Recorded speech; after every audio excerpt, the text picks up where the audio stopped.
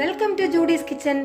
Judy's கிச்சனில் இன்றைக்கி நம்ம பார்க்க போகிற ரெசிபி என்னென்னு பார்த்தீங்கன்னா கோல்கப்பா பூரி. இந்த பூரி வந்து பானி பூரி, மசால் பூரி, தஹி பூரி அந்த மாதிரிலாம் நம்ம வெரைட்டி சாப்பிடுவோம் இல்லையா, அந்த மாதிரி வெரைட்டி டிஷ்ஷஸ்லாம் வந்து யூஸ் பண்ணுறதுக்கு பேசிக்காக இந்த பூரி தான் நம்ம ஃபஸ்ட்டில் பண்ணணும். இப்போ அதை எப்படி பண்ணுறதுன்னு பார்க்கலாம். இது தேவையான பொருட்கள்: 1 கப் ரவா எடுத்துருக்கிறேன், 2 டேபிள் ஸ்பூன் மைதா மாவு, 8 டேபிள் ஸ்பூன் தண்ணி, கொஞ்சம் உப்பு, 2 பிஞ்ச் சோடா உப்பு. இப்போ இந்த சோடா உப்பு, இந்த மாவு, அப்புறமா கொஞ்சமாக சால்ட், இது எல்லாத்தையுமே போட்டு நல்லா இந்த மாதிரி ட்ரையாக மிக்ஸ் பண்ணிக்கோங்க ஒரு வாட்டி.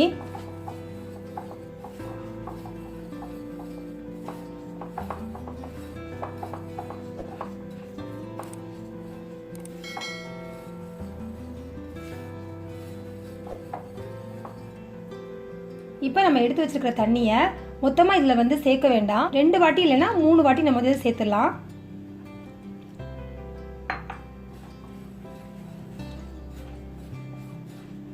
கொஞ்சம் கொஞ்சமாக தண்ணியை சேர்த்து இந்த மாதிரி பிசைஞ்சுக்கோங்க.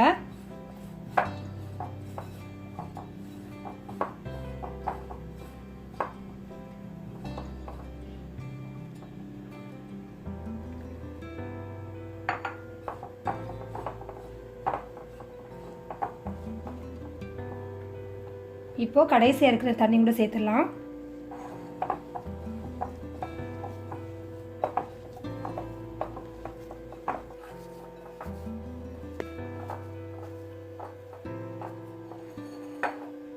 கிச்சன் மேடில் இந்த மாதிரி பிசைஞ்ச இந்த மாவை வந்து எடுத்து வச்சுட்டேன். கையை வந்து நல்லா கழுவிக்கோங்க. 2 கையால் ஒரு 8லேருந்து 10 நிமிஷம் வரைக்கும் நல்லா வந்து இந்த மாவை பிசைஞ்சிருங்க. ஒரு சாஃப்டான ஒரு பக்கத்தில் வர்றது வரைக்கும் நல்லா வந்து இதை பிசையணும். இதில் என்னென்னா, நம்ம வந்து சப்பாத்திக்கு பிசைகிற மாதிரி ரொம்ப தளர்வாக வந்து பிசைஞ்சிடக்கூடாது, அதே நேரம் ரொம்ப திக்காகவும் இருக்கக்கூடாது. 2க்கும் வந்து ஒரு இடப்பட்ட ஒரு பதத்தில் வந்து இந்த மாவு வந்து பிசைஞ்சு நம்ம எடுக்கணும்.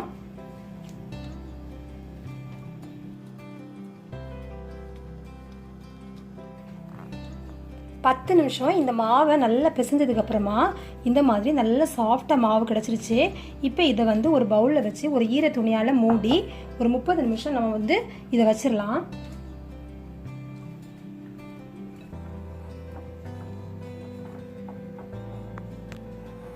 30 நிமிஷத்துக்கு அப்புறமா நம்ம மாவை எடுத்து பார்த்துடலாம். இப்போ இந்த மாவை ஒரு 2 நிமிஷம் நல்லா பிசைஞ்சுக்கோங்க. 2 நிமிஷம் பிசைஞ்சதுக்கு அப்புறமா இதை வந்து 4 பார்ட்டை வந்து டிவைட் பண்ணி ஒவ்வொரு உருண்டைகளாக வந்து சப்பாத்தி மாதிரி நம்ம வந்து பரத்திடலாம். சப்பாத்தி பரத்துனதுக்கு அப்புறம் இந்த மாதிரி ஒரு வட்டமாக வந்து கட் பண்ணுறதுக்கு ஒரு சின்ன ஒரு பாத்திரம் எடுத்துக்கோங்க. இதை யூஸ் பண்ணி வந்து குட்டி குட்டி பூரிஸாக வந்து நம்ம கட் பண்ணி எடுத்துடலாம்.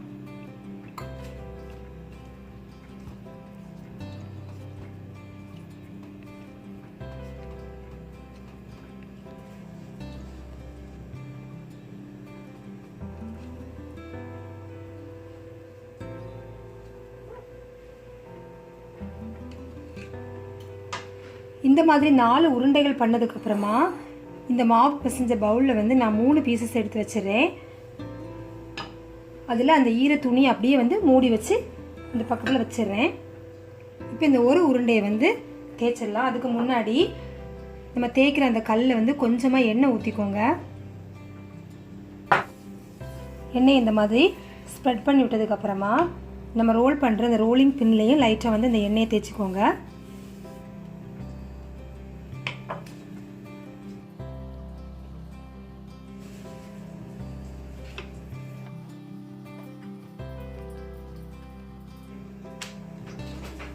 மாவை இந்த மாதிரி மெல்லிசா தேய்ச்சிக்கோங்க.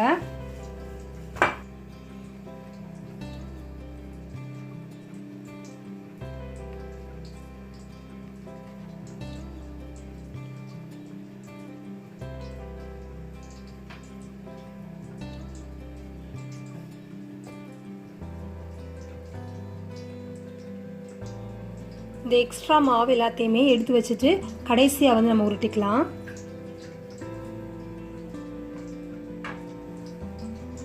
சைடில் ஒரு ஈர டவல் இந்த மாதிரி விரிச்சுக்கோங்க.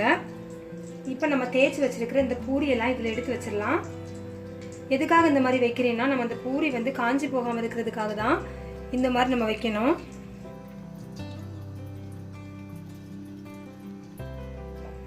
அந்த துணியாலேயே இந்த மாதிரி மூடி வச்சிடலாம். இப்போ அடுத்த உருண்டையும் இதே மாதிரி தேய்ச்சி கட் பண்ணி எடுத்துடலாம். ரெண்டாவது உருண்டை தேய்க்கிறப்பையும் கல்லில் வந்து கொஞ்சமாக எண்ணெய் விட்டு அந்த மாதிரியே தேய்ச்சிக்கோங்க.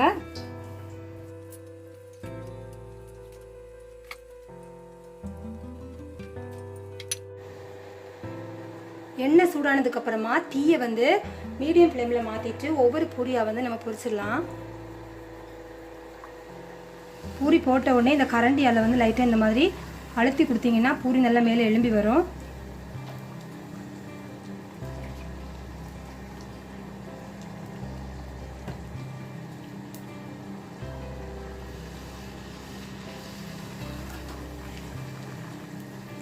ரெண்டு பூரியாக பொரிச்சு எடுத்துக்கோங்க, நிறைய போடாதீங்க.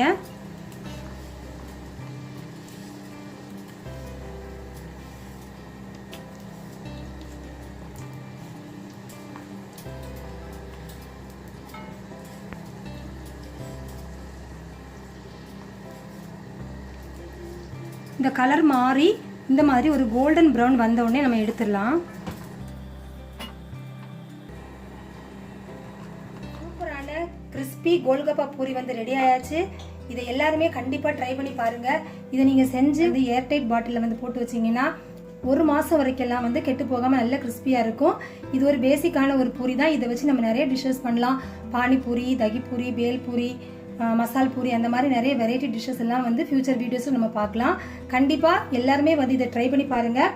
கீழே வந்து இந்த வீடியோ பிடிச்சிருந்தா எனக்கு வந்து உங்கள் ஃபீட்பேக்கை கமெண்ட்ஸில் சொல்லுங்கள். உங்கள் ஃப்ரெண்ட்ஸுக்கும் ஷேர் பண்ணுங்கள். பிடிச்சிருந்தா லைக் பண்ணுங்கள். தேங்க்யூ.